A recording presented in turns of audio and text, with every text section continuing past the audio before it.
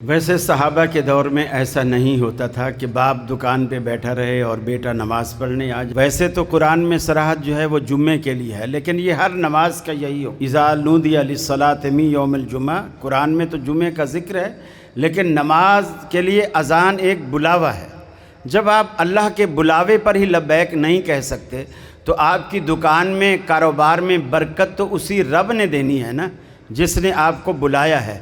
जब आप उसके बुलावे पर नहीं आ रहे तो बरकत आपको कहाँ से देगा। आपका सगा भाई अपने बेटे की शादी में आपको बुलाए, एक दफ़ा बुलाए आप नहीं गए, दूसरे बेटे की शादी पे बुलाए आप नहीं गए, तीसरी दफ़ा शायद वो बुलाएगा भी नहीं, और फिर अगर आप उसके पास कोई काम लेकर चले जाएं तो वो आपका काम करेगा भी नहीं।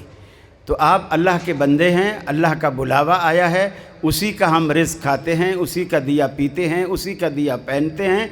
शुक्राने के लिए मस्जिद में हमें आना चाहिए।